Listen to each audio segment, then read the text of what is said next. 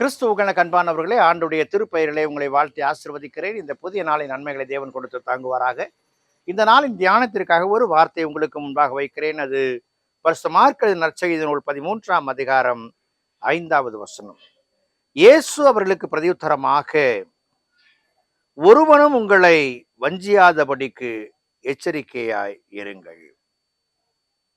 ஆண்டவர் தன்னுடைய சீஷர்களுக்கு பல காரியங்களை விளக்கி கொண்டே வந்த பொழுது ஒரு காரியத்தை மையப்படுத்துகிறார்.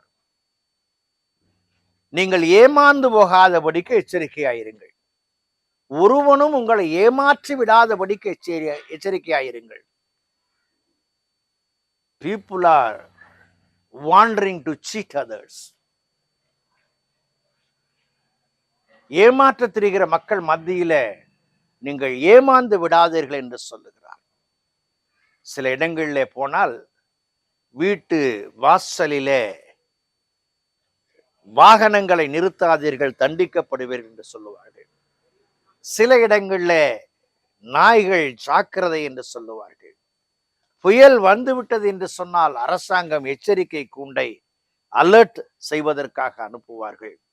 யுத்தம் வந்துவிட்டது என்று சொன்னால் அதற்கான சைரனை எழுப்புவார்கள். அன்புக்குரியவர்களே, எச்சரிக்கை காலம் காலமாக மனு மக்களுடைய வாழ்க்கையில இணைந்த ஒன்று. ஆனால் இங்கே ஆண்டவர் தன் நாமத்தை கொண்டு ஏமாற்றுகிற மக்களுக்கு நீங்கள் எச்சரிக்கையா இருக்க வேண்டும் என்பதை ஆண்டவர் வலியுறுத்துகிறார்.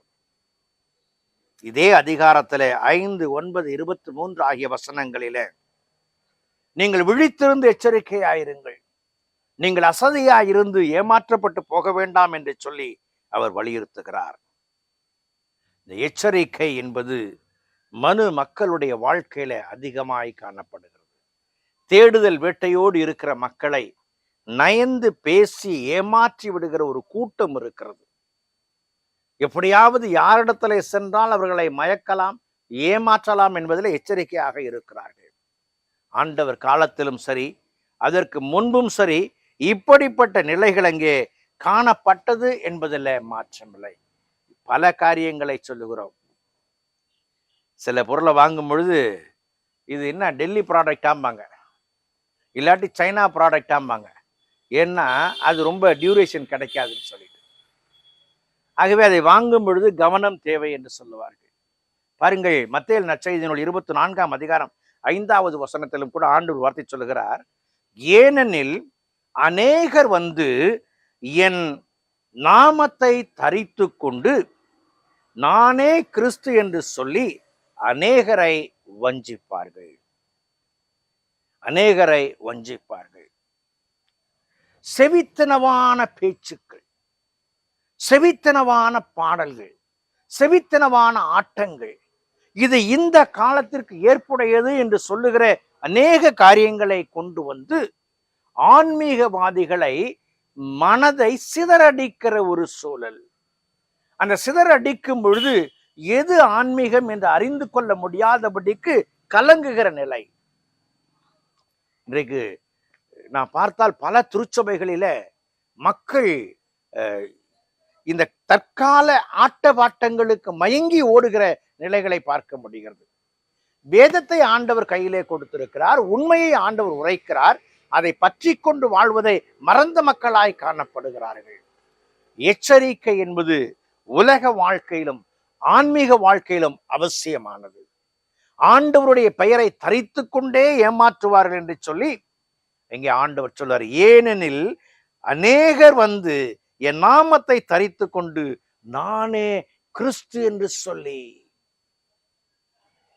ஏமாற்றுகிற மக்களை காணும் பொழுது, நான் சரியாய் இருந்தால் என்னை ஏமாற்ற முடியாது, நான் ஆண்டவருக்குள் இருந்தால் என்னை ஏமாற்ற முடியாது, நான் ஆண்டவருடைய பிள்ளை என்பதை அறிவித்தால் ஏமாற்ற முடியாது, இந்த நிலைக்கு நான் வர வேண்டும் என்று சொல்லி ஆண்டவர் அழைக்கிற தேவனாய் காணப்படுகிறார். நான் தேடி ஓட வேண்டியது இல்லை, இறைவனுக்குள்ளாய் வாழ வேண்டும், இறைவனுக்குள்ளாய் வாழ வேண்டும். எனக்குள்ளே இருக்கிற இறைவனை புரிந்து கொண்டு வாழ அடியெடுத்து வைப்பேன் என்று சொன்னால் என்னுடைய தடங்கள் வெற்றியான தடங்களாய் இருக்கும் என்பதிலே மாற்றமில்லை. அன்புக்குரிய விசுவாசிகளே, ஊழியங்களிலே பல உண்டு, ஆண்டவர் பிரித்தெடுத்திருக்கிறார். வரங்களிலே பல உண்டு, ஆண்டவர் பிரித்து சொல்லி இருக்கிறார்.